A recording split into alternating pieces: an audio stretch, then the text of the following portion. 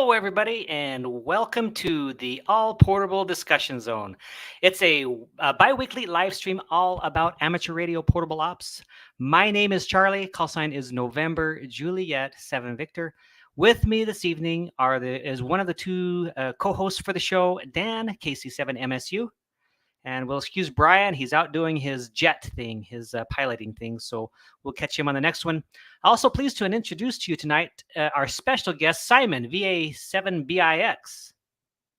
And he's muted, but we'll get him unmuted in just a minute. Also, a warm welcome to those of you who watch the live stream and also those of you who participate in chat. If you want to make a comment or a question, go ahead and pop that down in the chat feed, and we'll leave time to respond to those comments and questions.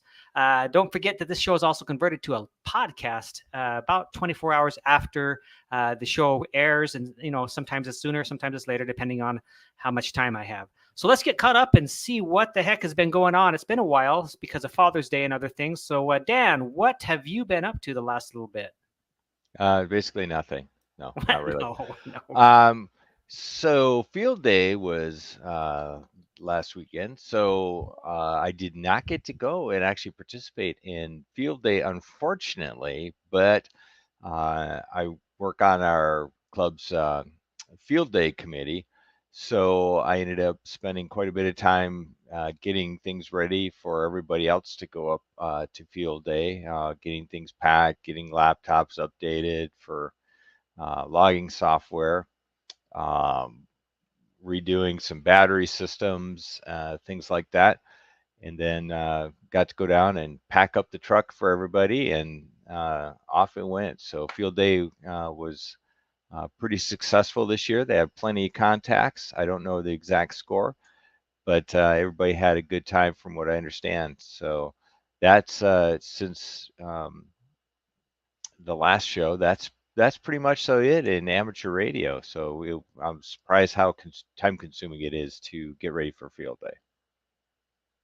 Yeah, it's and I missed field day. Thanks, Dan. So I've been doing a few little things since our last show. Of course, I'm always going out doing summits on the air. I'm gonna try to see if I can pull up something here and share a little bit with you. Yeah, let's see if I can. That's going to be a difficult thing. Maybe let me just present here real quick and share a screen.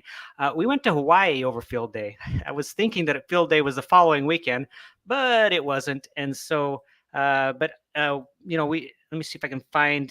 Yeah, right in here. I think there it is. There's me. So how about that? So I am operating with a KH1 on the top of Diamond Head right there. And I kind of broke the rules just a little bit. And, I stepped outside that barrier and set on it, but it was a great view. Let me see if I can play that a little bit. That's just bending the rules, right? Yeah. There's the family right there with the thumbs up. There were 20 of us. Wow. There's Abe. Yeah, it was a good time. We got an Airbnb, and all of us stayed in that. All 20 of us. It was just, it was great. Good big family. We had almost everybody there except for my son and his girlfriend. That would have made 22. So good time, and got to do just a little bit of radio.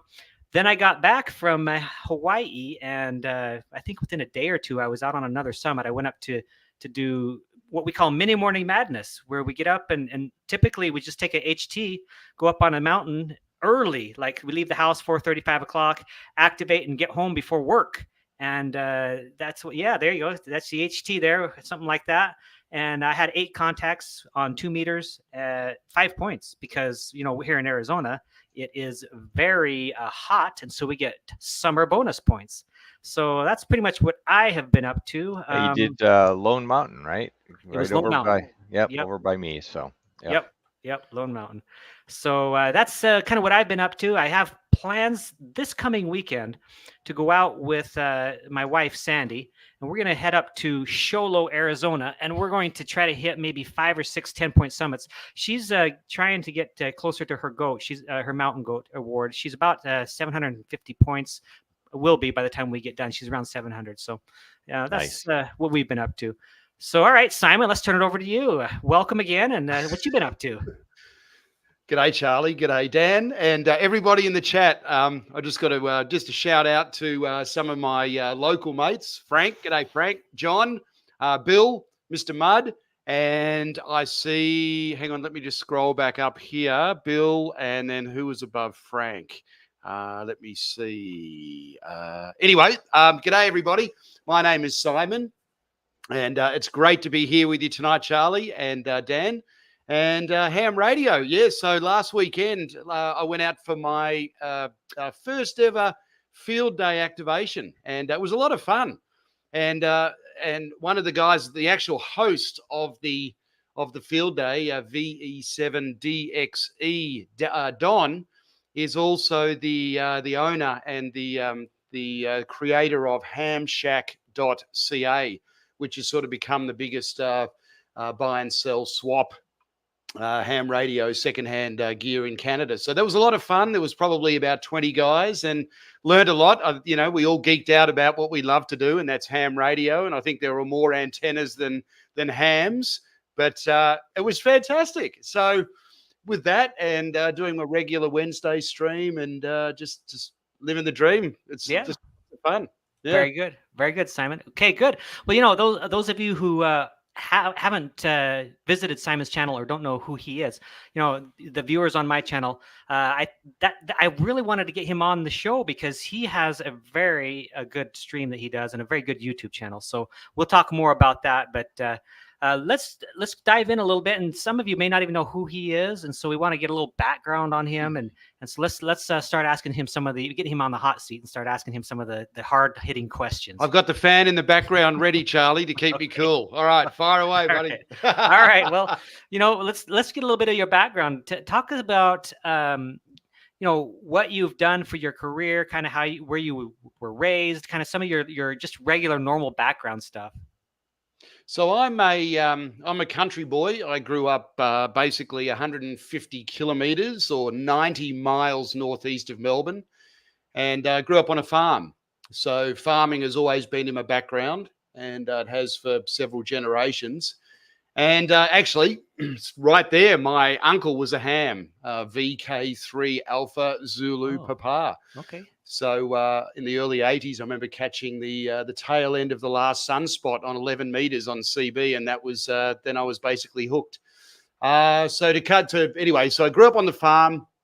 I went to school. I went to boarding school in Melbourne, and then I stayed in Melbourne and basically had lots of different jobs working in the clothing industry, and as well as that, I basically pursued not a very well paid, but a very fun career in jazz, and became basically a full-time jazz musician. And it was great. I was working all the time and lots of gigs, and then did lots of traveling. So I traveled a lot around the world. And then in 1999, I'm just trying to keep it really short. In 1999, I basically met my wife on stage. My band was touring from Melbourne. We just finished a week in Vegas, playing at the Barbary Coast and Gold Coast casinos downtown. And we had like a couple of weeks to kill before we did an Alaskan cruise out of Vancouver, BC. And so we just sort of put it out to the ethers. We'll take any festival or anything we can get. And that's where I met my wife, who was playing at this same jazz festival with an all-women's band from Vancouver. So that was 1999. And then basically that was May 1999, and I moved over here in August 1999. Sort of love at first sight. So and then since that I've learned I learned C+. Became pretty proficient at that, and did a lot of my own coding became a professional trader, commodities and stock. Some day trading, but more sort of swing trading. Did that for about 10 to 12 years. And so that's sort of because I needed to make money and needed sort of a job while I was here. And I didn't actually have a visa while I was living in Canada for the first couple of years up until we got married. So I was sort of doing that under the radar, if you will. So so that was good. And then in addition to that, I was also playing a ton of gigs over here. So it was all good. Yeah. So that's it. I mean, if the ham radio paid money, I mean, we'd all be rich, wouldn't we? Absolutely. Definitely. And of course, with the jazz musician, I wanted to talk to you a little bit about that, about your ham radio, not your ham radio, your jazz stuff. I have a little bit of experience in jazz. So growing up in Wyoming, we had a really good uh, music instructor who created a jazz band, and I was in that jazz band for all of my high school years, 4 years plus a year in junior high, and then continued on and joined a band for a little time after. Just kind of, we just did gigs and stuff like that for a little bit. So trumpet player, and I did a little bit of keyboard, and I did a little bit of bass guitar, and a little bit of trombone. Although trombone, not much at all, but bass guitar, piano, and Trombone. Oh yeah, yeah. yeah. But my primary instrument is the trumpet, and still have it here. I get to break it out every once in a while, get that embouchure going. So That uh, is awesome. Well, yeah, actually, I just shot a video on my new jazz channel about how everybody needs to get the Yamaha silent brass trumpet mute. They're $150, but the best investment ever because of the fact that they don't affect the intonation all the way from the bottom G or F sharp all the way up the horn. So anyway, that's another nice, story, but that's nice. fascinating. So you're a Yeah. trumpet player as well. That's Yep. great, Charlie. Yep. And of course, a few of my favorite musicians. Of course, I like the Doc Severinsen band, and Doc Yep. Severinsen was great. And then Wynton Marsalis, but my favorite, the guy that made Birdland, man, the Canadian, Chuck Mangione. Okay. Not Chuck Mangione. That was my nickname. That's another one. But what is his name now? He's my favorite, and I can't even think Well, of his the name. Canadian, the most famous Canadian jazz musician is probably Oscar Peterson. Yeah, it's not who it The is. piano player. It's this trumpet player that can hit those notes just like way up there. And I'm trying to think of his name. It's not Chuck Mangione, but anyway. So I have some great I really like the Duke Ellington stuff, and some of the old stuff is kind of where I'm at. That and big band. So, but it's all good, right? Absolutely, absolutely. Well, that is just fantastic, Charlie. And I think there's a real simpatico. Uh, there's definitely a correlation between jazz and ham radio. And I get so many people when I'm chatting, when I'm shouting at people, as my wife so eloquently puts it, shouting at people on the radio. And oh, you're a jazz musician. Well, I play this, and I'm like, whoa. And then one guy who grew up in the Catskills of Jewish descent. His family. There's a beautiful photo of him with his family with Louis Armstrong in the early '60s, because Louis was raised by the Konofsky family, which was a white Jewish family in New Orleans. So Louis actually used to wear the Star of David, and there was a real connection there. So Louis every year when he was out, when he was in between tours, would go and play at the Catskills for the Jewish families on summer vacation. Wonderful That's amazing. stuff. Yeah, Wow. yeah.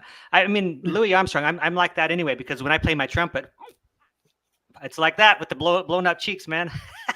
And then Dizzy did it for so long. I know. We call it in the jazz industry or in the music, cheeks. you have the fat neck. Yep, And a yep. buddy of mine in Australia, what's his name? Gilbert, Rob Gilbert. He says, "Oh yeah, you're one of those fat necks. You blow up like a bullfrog, right?" Yep, So, yep. That was me for sure. That was me, except for one side. Just like it was. I always, so it was very, very bad. Not trained well. But the guy I was thinking of, favorite guy, Maynard Ferguson, man. That Oh, guy- Maynard. Yeah. Yeah. He's a great trumpeter. So, all right. At any rate, Dan, do you have anything jazzy to add to that? I never knew that you played the trumpet and that you love jazz. Jazz is, I mean, I'm not super big at it, but I enjoy it. And it's funny because I think that music also is very much so related to amateur radio, especially I think people who are musical definitely handle CW much easier than people, crotchety old people like me. So Yeah, I was going to speak to that actually just right now. In fact, so that's what a coincidence. I was going to mention that, especially when it comes to picking out for Morse code anyway, when it comes to picking out different stations and you have a pile up, I think that my experience in the band has kind of helped me kind of hear different tones and pick out one and stay with it. It definitely is an advantage. So yeah, it's Cool. remarkable the number of people that I've talked to that are good at CW also have a music background somewhere. Yep, for sure. That's actually that's actually the plan. Excuse me, my buddy Doug VE7 DFZ, and myself, we do a gig the first Sunday of the month at the oldest jazz club actually in Canada called Herman's Jazz Club here. And there's a bunch of hams from Field Day that are coming. So we're going to learn, we're going to be doing da-di-da-dit, da-da-di-da, da-di-di-dit, dit, di-di-di-da, di-di-di-da, dit, da-da, di-di-dit. And then we're going to do I, which is what, did it, and then H, did-di-di-dit, and then F, which is like bananas and pajamas. Did-di-da-dit. We're actually going to do it in thirds. He's going to play it on alto, and I'm going to play it on trumpet for the hams in the audience. Nice. Fun. Oh, that's going to be fun. That's going to be fun. All right, Bill throws something in. He says, I can attest that Simon has a fantastic ear. We've activated POTA many times together, and he can pull call signs out of the weeds really well. I'll pay you later, Bill. All right, cool. All right, well, that sounds like you have a fascinating background in, just aside from the ham radio stuff. So how long have you been doing ham radio here in I guess for you in Canada, wouldn't it be? Okay, so actually I got licensed. I'm just looking at it right here. 25th of February 2010. So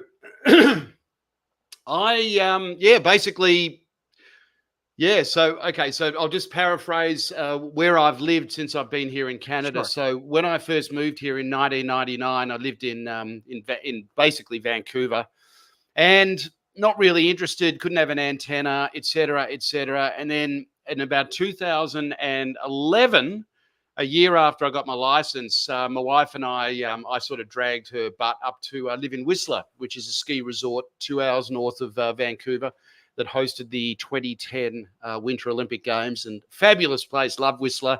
But it was artistically and HFly bankrupt, because Whistler's in a valley. You've got all the mountains around you, and all there was is basically VHF on the top of Blackcomb Mountain and DMR. And I'm like, gosh, you might as well just speak on the telephone. So really, there was not a lot of opportunity for HF. I'd often blast up and down the highway, down the Sea to Sky Highway, and I'd have the big antenna on, and I'd be, just trying to check into to some nets, because this is well before POTA. So we're talking like about 2013, 2015, 2016, etc. And then in 2016, we moved back to Australia, and we were in Sydney at a place called Manly, and we were in HOA, no antenna. So I'm like, oh my gosh. Came back to Canada in August 2018, and then we were still in Whistler, and then COVID hit. And we thought, my wife and I, and you're going to laugh at this, so probably a lot of people had the same thought. We thought during COVID, hey, Laurie, let's do something that nobody else does. Let's move. So we sold our house in Whistler, and we bought here in Victoria, sight unseen, and best thing we've ever done. And my point of all of this is that of all of the places I've ever lived, I would say that Victoria, because it's right on the bottom of Vancouver Island, we're well and truly away from the Rocky Mountains, is probably one of the meccas in the world for DX. And I go to the park as you see, Charlie, when I go down to the Cattle Point, which is Uplands Park, on a Wednesday afternoon, usually unless there's massive CME auroras and sunspots, sun activity and all that stuff, solar activity going on, the pileups typically are just massive, and I've never experienced anything like it. So it's almost like I've got too much of a good thing. So and then with that and the sort of the birth of POTA, if you will, right when we moved here, it's just like the perfect storm of just too much of a great thing, and I love it. And it's just happy days, right? Yeah, for sure. Oh, here's Richie's Radio Room with a little donation. Richie's Radio Room comes in every time, and actually, we haven't streamed in a while, so I've kind of missed some of the guys, some of the regulars. So it's nice to see he's in here again. Thank you so much. I really appreciate it. I wanted to talk a little bit about the fact that you have you had this kind of a cult following because you're doing something great. I think something really good for ham radio. And I don't think that many people are doing what you're doing. And that is the live streams that you do that you mentioned. Can you talk a little bit more about your YouTube channel and the live streams that you do on a regular basis? Sure. Thanks, Charlie. Okay, so my YouTube channel is, as I tell people when I'm on the air, you can either put my call sign in, Victor VA7BIX, or Ham Jazz into YouTube, and up will pop. So I love to live stream. I guess it's and there again, it's that simpatico with the last 30, 35 years of being on stage as a jazz musician. I love to entertain, and I feel like it's in my blood. And when I'm live streaming, it's just I just love it. I absolutely love it. And my take on it is if I can bring a little bit of joy, I get a lot of satisfaction by hearing the radio blow up or people at the other end.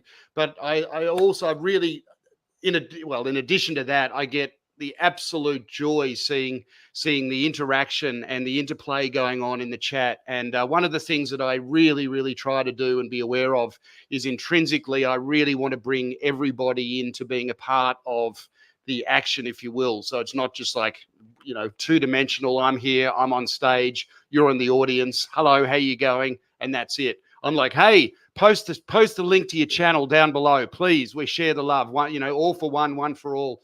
And it's just sort of, it seems to just perpetuate. I mean, I'm doing, I do an average Wednesday Grey Line live stream, and I would say concurrently I'm north of 50 viewers on average for the whole stream, which is great. And it's not usually a cliff at the end where everybody goes, oh, I'm tired of this clown. Get him off. Get the hook.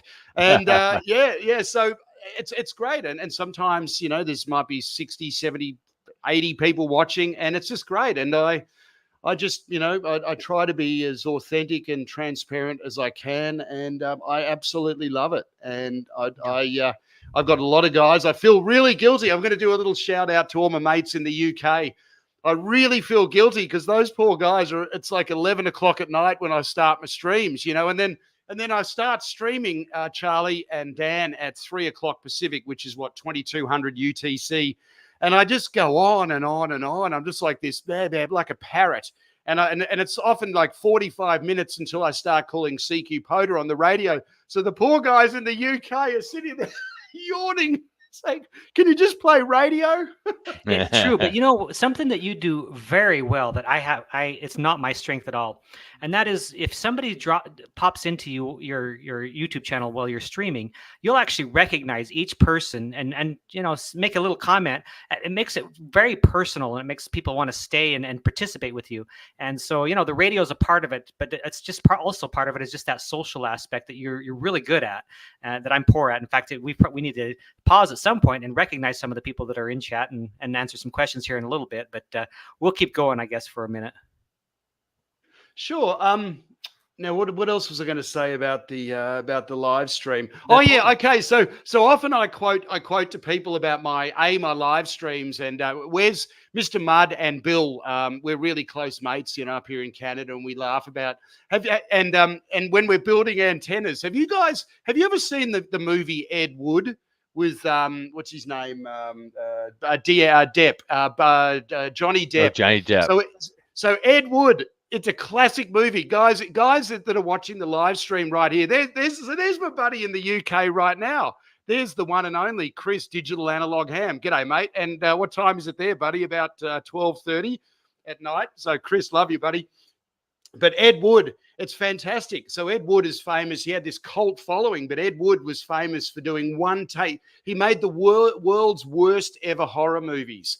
And it's a great movie, guys. So check it out. And he would do a horror scene in the cemetery, and it'd be one take. Cut. We're done. Next. And it's just so bad. And I look at a lot of my edits and a lot of my movies. I just sort of all my short antenna films. I just sort of, yep, I'm like Ed Wood. It's just rubbish. But cut. We're done. Yeah. Well, I think that the people enjoy that because it makes them feel like, at somebody's level a little bit, you can make mistakes and still have fun and all that. So yeah I like N0 VTY's comment about how he's it's not that comment, it's up here. You never know what train wreck is going to happen, or whether one's going to happen or not. So, oh mate, I'll tell you what, I get him, buddy. I get him. And what we were chatting about before, Charlie, and when you're live streaming, it's absolutely, and I think you guys can empathize with this, that when you're live streaming, especially if you're out in the park, it's fraught with danger. And I look back on some of my early live streams, and the greatest thing ever, I think, has been StreamYard, because you can actually just reboot your computer and come back into the stream. I mean, the early days, I remember trying using Streamlabs, and holy smokes, you'd feel like an absolute clown when the whole stream would just crash on you, and everybody's going, well, now what? You know what I mean? Where's he gone? Yep. You know, Yep. so there's Murphy always around the corner. And just when you think you've got a stream sorted, there's always something that you've forgotten. So it's almost like I do need a checklist. But I love it. I love being on the edge like that. It creates excitement, and you just got to be on your game. You know what I mean? So see what happens. For sure. So Yeah. you go ahead. Yeah, it's a lot of fun watching your videos, because you bring a lot of energy to the putting out a video. And I think one of my favorite ones that you recently put out was how not to POTA. Yeah, I mean, everything possible goes wrong, and you absolutely had a fun time and just made the best of it. So and so Dan, I've got to pay. I've got to Dan. I've got to add credit where credit is due. That was my buddy Chris in the UK. So Chris, after my live stream where everything was going wrong, the first thing Chris said, right, you've got to do a sequel to that. Did they steal the radio? So that was the first one. I had to race back to the car to get the different antenna. But then the next one was like, okay, now you've got to do one of how not to POTA. So Chris, thank you, brother. Cool. Yeah, he says this is ham radio. This is VA5MUD. We love it when Simon breaks something when live. That's awesome. Yeah, I think there's just a real appeal for people to kind of see the mistakes and not always just the successes and stuff. It makes it funner. So when it comes to your ham radio part of your stream, mostly, exclusively, I guess, is sideband, and you try to do. You're on 20 most of the time, right? Simon, what are you laughing at? No. I'm just thinking about 20, because sometimes, to quote my buddy KJ6ER Greg, sometimes 20 is too much of a good thing. I do like to try. I do like to work all of the bands, Charlie. I'm just thinking right now, because unfortunately 10 and 12 have just been absolutely closed. But I generally do like to start on the higher bands, and progressively as the stream goes, try to work all the way down to 20. And then, because I know once I get there, it's usually pretty crazy. And then sometimes 40, but generally 20. Yeah. And how long do you think you're on the air when you do your streams? Well, I start at 3, and I usually, it depends if I know Frank is out there, because Frank's got about 7 call signs. And Frank, he says to me, hey, just stay till after 0 UTC, and I can give you about 6 or 7. Then you only need another 3 or 4 to activate the new day. So, but generally speaking, it's sort of about 3 till just after 5 p.m. Pacific. So 22 to 0 UTC typically on a Wednesday. Yeah. Good. And what do you prefer as far as your system, your radio system, your station?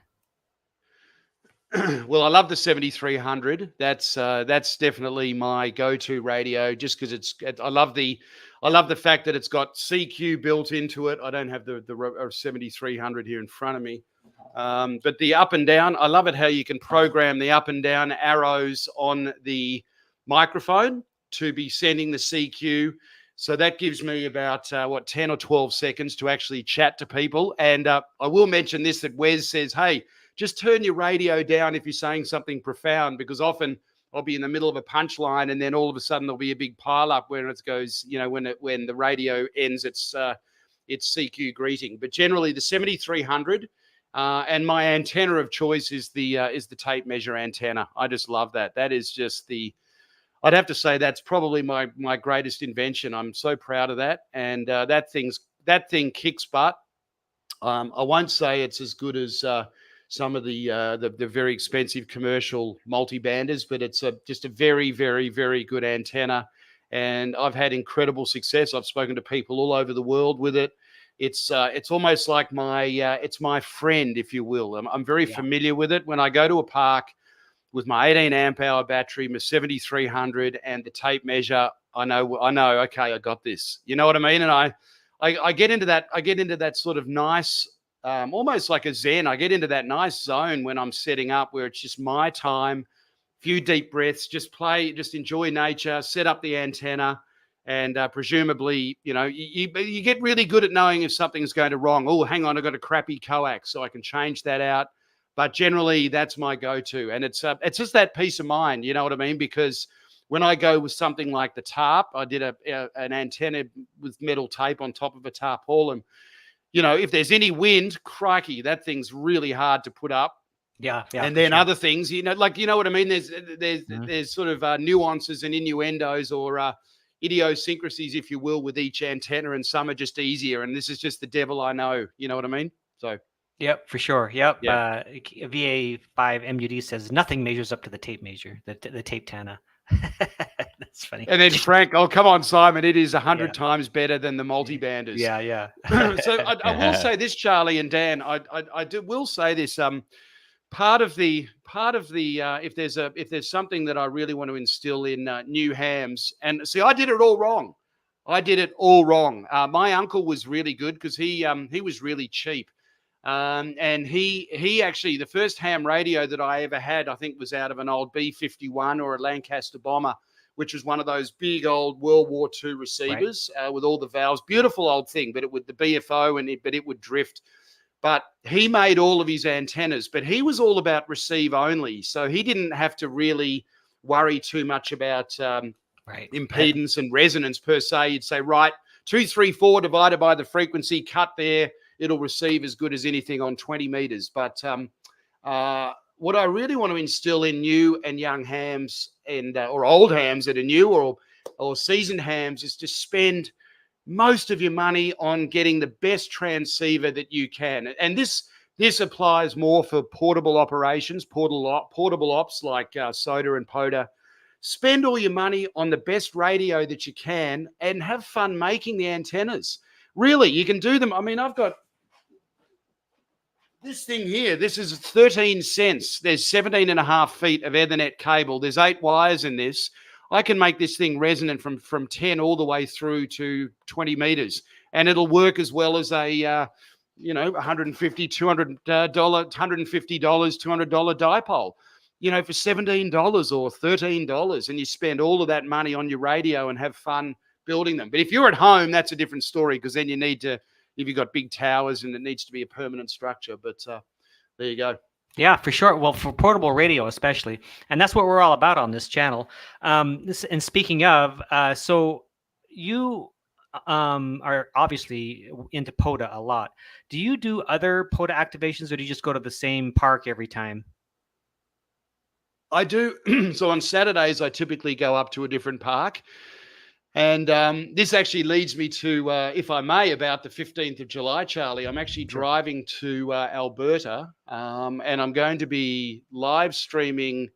I'm going to drive basically the Trans-Canada Trail, which is Highway 1, and that's Charlie Alpha 5082, and that's a POTA park that goes to about 7,500 kilometres right across Canada. Whoa. So my goal is to actually be doing a big long stream, and I'll be activating that for a few hours on the 15th of July. And depending on how good or bad the internet is. But I got my mate, I got Wes and Frank that hopefully are going to help me, and maybe Chris backstage that can put some fillers in while I disappear, while I go through the Rockies and disappear. So I'd like to do more parks for sure, but it's also just about sort of, what's convenient and easy. Yeah, for sure. Okay. Dan, do you have any other follow-up questions before we move on?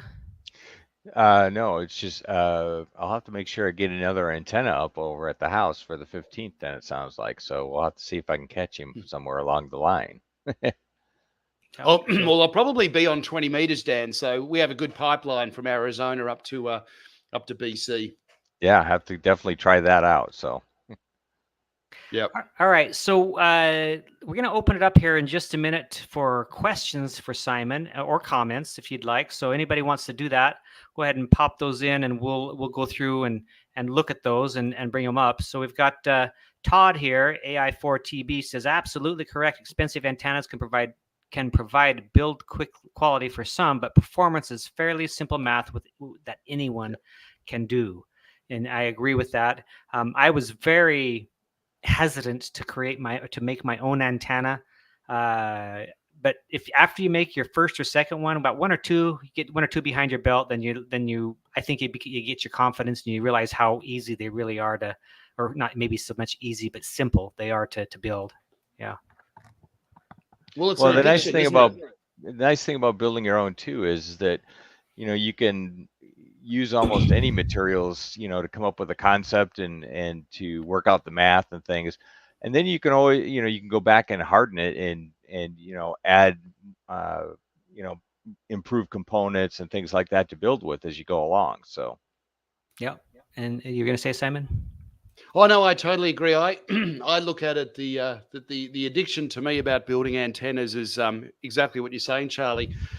You build your first, and it's terrifying, and then you go, "Hang on a minute, it kind of works." Either you make yourself a simple dipole. Sorry, I'm just going to put my thing on there. A simple dipole, and it works, and then you build up more confidence. And I remember when I first moved here to Canada, I was obsessed with fishing, and all I wanted to do was head up the rivers and catch monster salmon. And one of the greatest feelings ever was catching salmon on my own flies that I tied. There was that intrinsic, organic kind of feeling that you get, and a bit like making your own antenna, knowing, hey, all these contacts that I'm making, I made that antenna. It feels pretty awesome, and it's easy, guys. And there's a lot of hams out there. We all want to help each other, and yeah. Yep, for sure. So I posted in the chat. Would like to hear from some of you guys listening and viewing. What was your most recent antenna that you've made? And go ahead and post that in the chat, and we'll bring it up and talk about it. So, what else do you do, if anything, in ham radio? Is this? I mean, this is a big part of what you do. I know. Are there any other interests or any other things that you'd like to get involved in, or that you do? Oh yeah, mate. I really. I'm going to put it out there. I really want to. I have I won't say a cross to bear, but I really have a passion to get into CW. But I want to get into CW in a different way. I want to do it. I actually want to play. I want to musically get into CW because it's a win-win. Because you're not allowed to broadcast music over the airwaves per se, but I got this guy. There's a guy on YouTube. I can't remember his name. Is his last name Loughan? Anyway, he put a schematic up of the way to use a voice activated or voice keyed CW keyer. And I got a local guy here. I gave him the schematic, and he made me one, so I can actually play the trumpet into it. So what I would actually love to do, I'd love to get my Morse code chops up and actually start writing some melodies and some tunes, and be able to, because the ultimate for me would be able to be to stream playing a solely, like playing a melody, which is my CQ Poda, DE, VA7, BIX, RR or whatever it is, but work out the solely for that on the trumpet and be able to do that. So I don't know if I'll ever be able to crack it, but I'll have a go. So that sounds very interesting. Yeah, I hope that comes to fruition for you. All right, so Frank, he hopped in first with that. He says, I still need to make the tape antenna, but I use the Coffee and Ham Radio's Poseidon for PODA. And I'm not too familiar with that. The Coffee and Ham Radio guys are my friends, and I know that I just don't remember exactly what that one is like. Do you know what that one is, Simon? No, I don't. I don't, Charlie. I think is it a 49-1 end-fed half wave? I think it's an end-fed half wave. Yeah, that's the last I checked. That's what they were kind of doing. So very good. I mean that's an easy antenna to build. Just a few windings and then just cut the length and you're good, right? I've got a Flex radio in Australia at my sister's farm, and that's a 49-1 end-fed half wave, and it works great. I actually had a QSO last night with Tim, Golf 5 Tango Mike, long path into the UK. So it's a great antenna. It works really well, and it's only up about at the highest impedance away from the feed point. It's only up about 20 feet. So they work great. Yeah, yeah. See, digital analog ham. He's the one from Aussie, right? He's the Aussie. No, Chris. That's Chris, my buddy in the UK. Oh, okay. He says, I like how Simon doesn't care how the aerials look. He just cares about how they work. That's an interesting thought because, here's something. You guys may know Prep. What's his name? Gaston. Tech. What is his call? His station Prepper. Is this? Why can't I think? Oh, not Prep Ham Paul or Ham No. Prepper. No, it's Prepper's in his name, but anyway, Gaston. Oh, the tech.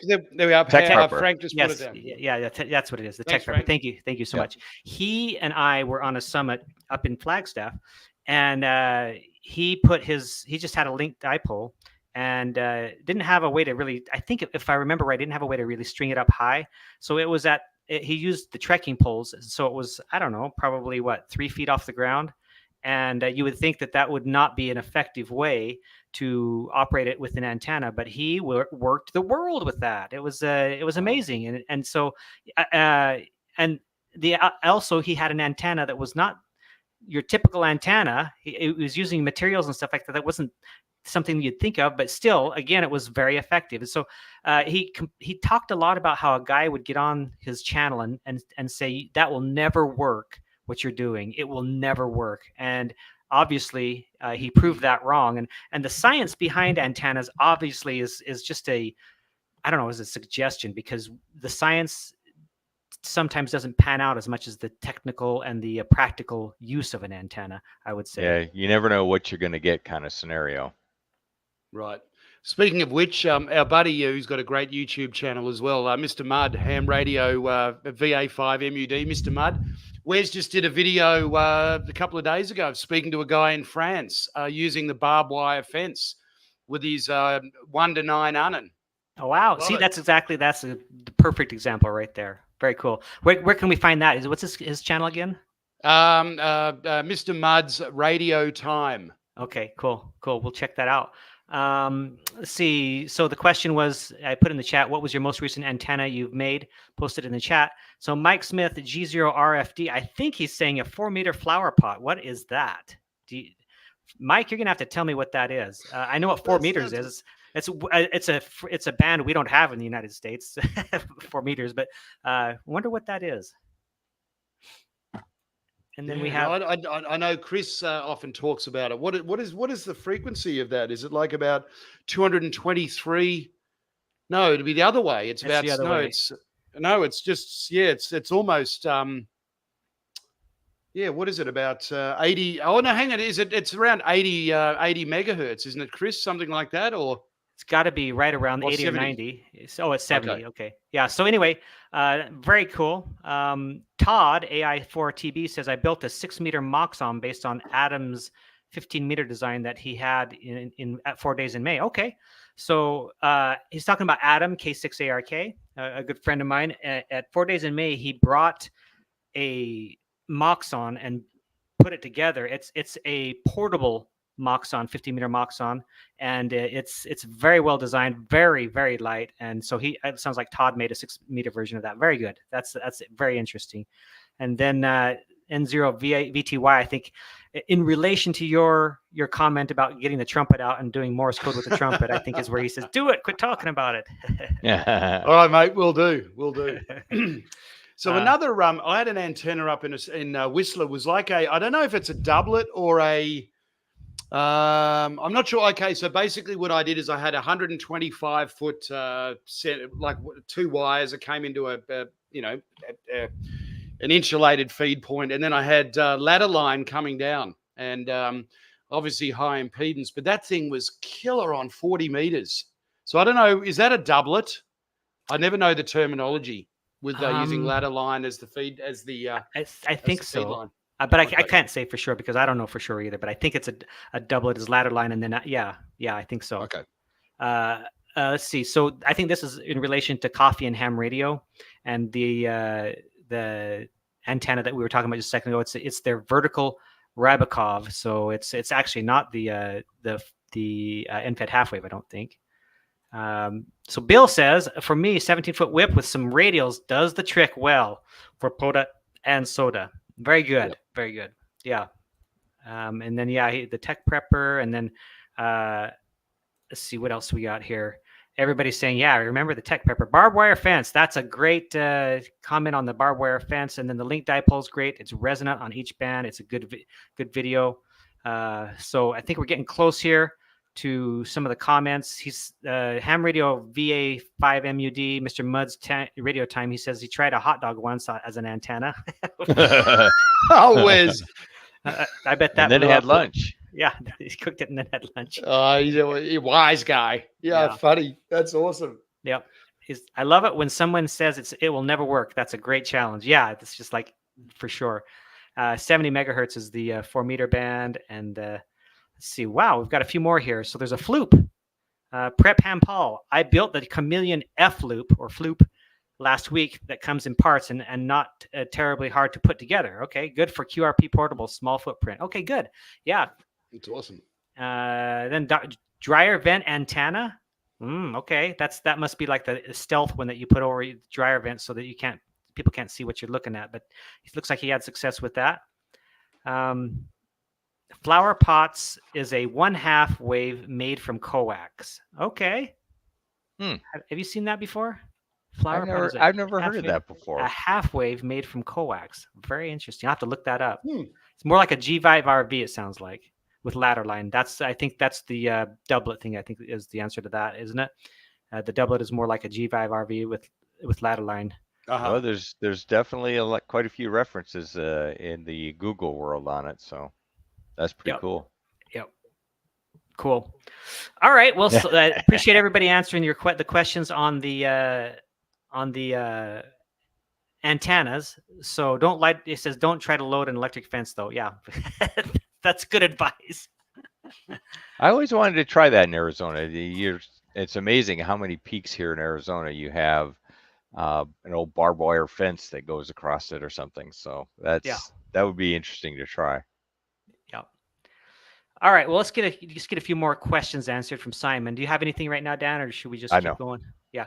Okay. So one question I have for you is, who do you admire in ham radio, or would like to emulate their operating style, or just the way that they do the hobby? Do you have any ham radio people that you like? Yeah, admire? I have several, but the guy that's been a real inspiration to so many of us is Greg KJ6ER. He's I've met him in person. He's an amazing human being, a great guy. He does a great.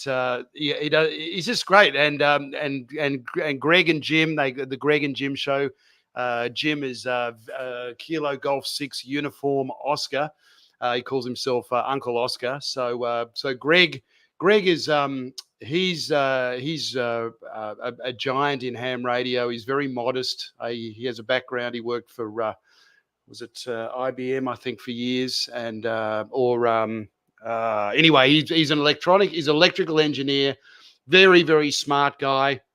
He basically gave me my first leg up on my YouTube channel when I built the quote unquote Predator antenna, which is now known as the Performer antenna.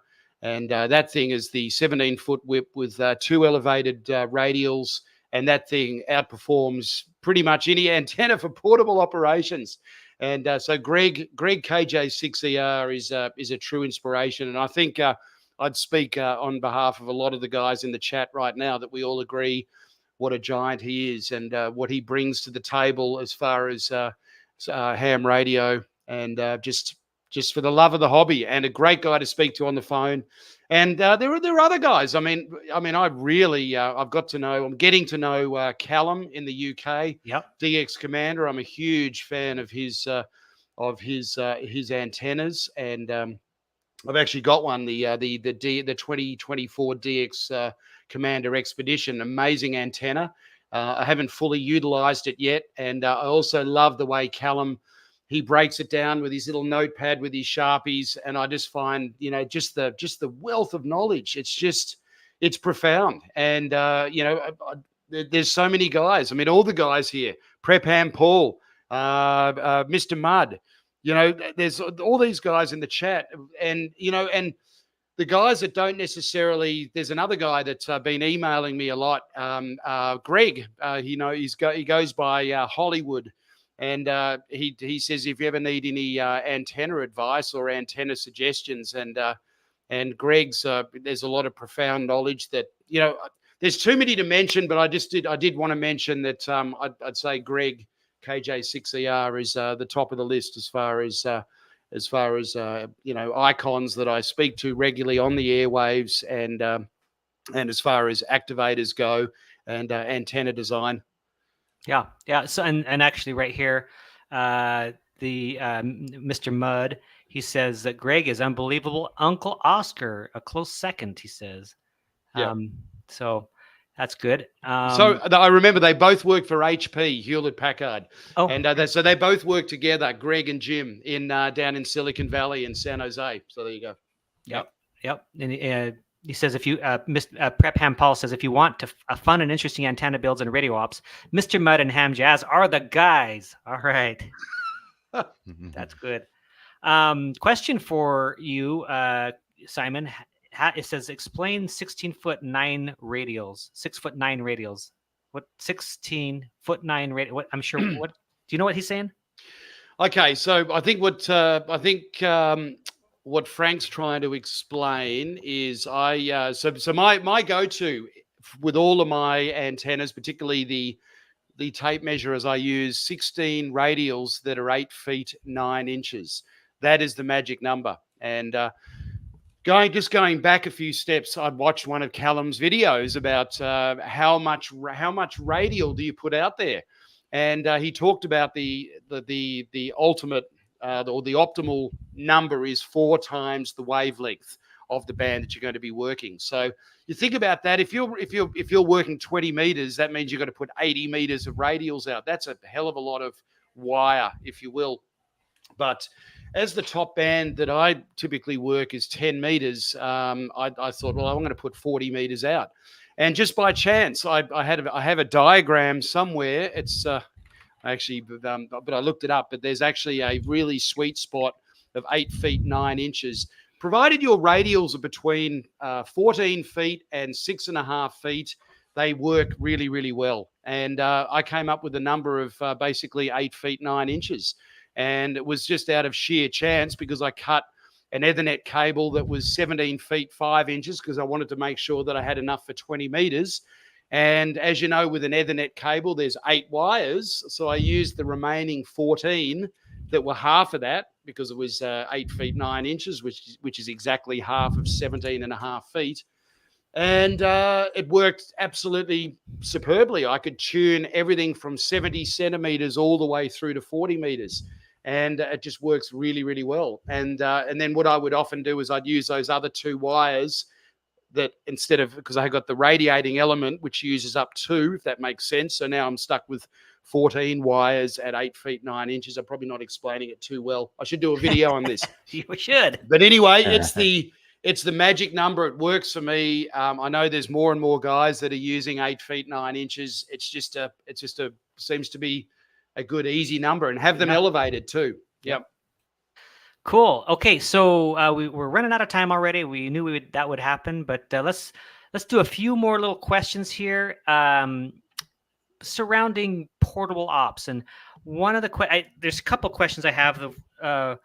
One of them is kind of offering your advice as far as the kind of your tips and tricks for portable ops and things to look out for and things that work well for you.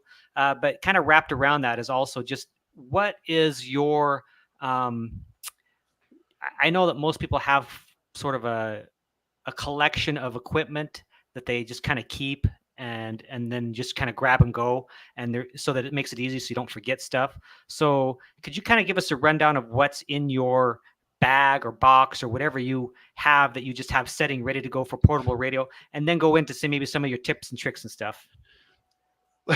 Well, it's usually not what I need. So I have. I gather. I have this big dry bag, but so typically I always have like a sunglass case. It's got the PL259 females. I always have a bunch Yeah. of those. I always have a bunch of BNC binding posts, and always some fuses. And Wes, thank you, Wes, because he told me to make sure you take some fuses. And as far as the antennas go, I typically will just take a mic stand, a microphone stand with a 17-foot whip on the top of it, and with the 16 elevated radials, I just have that mounted on a piece of dowel, and that is in one hand. I have a bunch of paracord with some stakes, and the radio in the other, and the backpack on.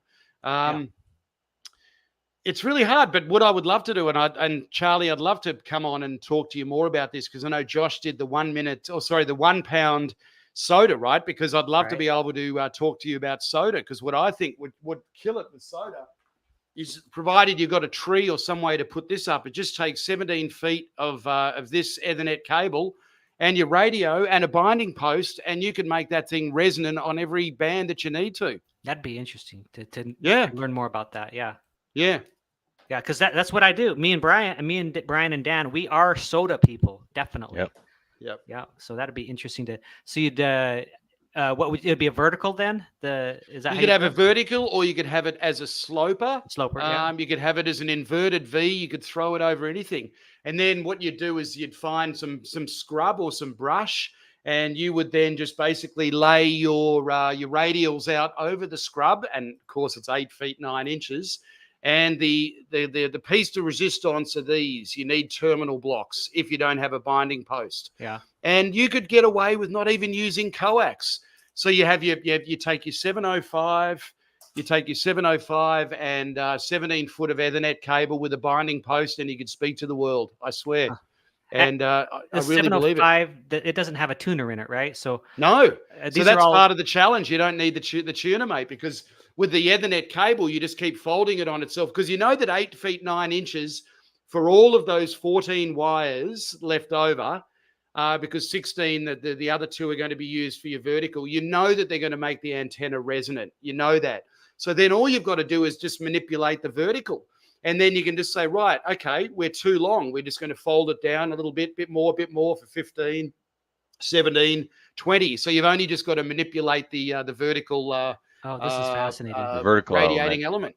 Yeah. This is Simon. We do probably have to come back and talk about this more, or else you need to make a video of it, because it's something that sounds extremely interesting to me. Because for me, Summits on the Air, I just don't take a tuner usually, and I rely on resonant antennas.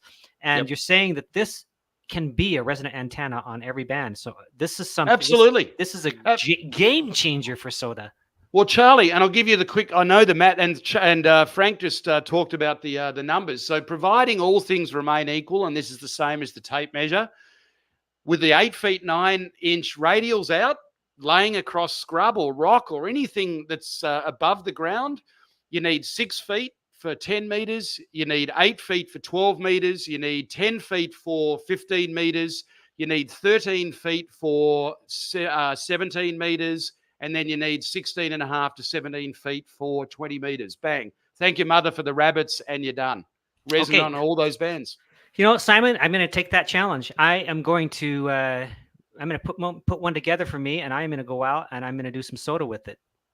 Awesome, buddy. Do it, mate. And seriously, can you get a vertical? Can you get a tree, though? Or are you going, because the problem is on a summit, though, there's often just scrub. Well, so it'll be, how high does it have to be? Well, for 20 meters, so 17 feet, ideally, or it could be a sloper. So you know what I mean. So you could even get away with 10 or 12 feet. And if you've got a DX Command or a soda mast or something like that, then even better. You know what I mean? Yep. So for sure. So here in Arizona, in the desert area, here in the southern part of Arizona, then we'll have to figure out something, probably a fishing pole or something like that. We'd put up and do a sloper. But we could go north to Flagstaff, where they have pine trees on all the summits, and then it's just a matter of flinging it up in there and twisting it, and we're good to go. Yeah. And definitely, Frank, I will, when I do this, I will record it and show everybody. But I don't want to take away from Simon's opportunity to do this, since it's his idea. So do it, please. No. This is share the love, Charlie. I love it. This is what it's all about. Yeah. Yeah, cool. That sounds fun. I probably will have to wait until after my trip back, but I think I'll do it. So yeah, great idea, Simon. I appreciate it. Well, and the great thing is, I just know from I've done it so many times that those 8 feet 9 inch radials that are out, counterpoises or radials that are out, they're done. They're done and sitting there doing their work. So all you got to do is just to manipulate the vertical, right? So you just Perfect. shorten it or lengthen it. That's all you got to do, and you will find. And this is, I want a huge shout out to my Elmer Mike from Burnaby Radio in Vancouver, who taught me everything that I know. But he said, if it's resonant somewhere, you're laughing. You've just got to find where it's resonant, and then once you do that, you know that it's just either shortening or Right. lengthening, right? Yep. Yep. For sure. Yeah. Cool. All right. Well, we're out of time already, and so I want to thank you, Simon, so much for coming Oh, on. thank you, I Charlie. I feel like I could talk to you for another 3 hours. So yeah, we may still have to get you invite you back sometime. Um, don't forget, you guys who are watching after we end our live, you can go on over and check out my friend's live stream he has right after mine every Sunday. That's Ham Radio 2.0. Jason, go check him out. He's probably streaming right now as we speak, so we'll end here pretty quick. But Dan, why don't you give us a few words, and then we'll let Simon have the last word, and then Simon, we'll just kind of hang around after the live stream for a minute and do some chatting offline. Yeah, it's been really very interesting, Simon. So, like I said, I enjoy the enthusiasm of the videos on your YouTube. I'm looking forward to looking up your jazz YouTube as well, and definitely have to get a little more active with some ideas like what you're discussing for portable antenna. So that I think is going to be a lot of fun to try out on a Soda Hill. Yeah, for sure. All right, Simon, close us out then. Oh, well, thank you so much for having me, Charlie. It's and Dan, it's been an absolute treat, and love your channels, and it's been an absolute honor and privilege to be here. And huge thanks to everybody that's in the live stream and the live chat tonight. And you guys are awesome. So thank you so much for having me. And yeah, what can I say? Thank you. All right, guys. Thank you so much, everybody. We will see you next time. All right. Bye bye.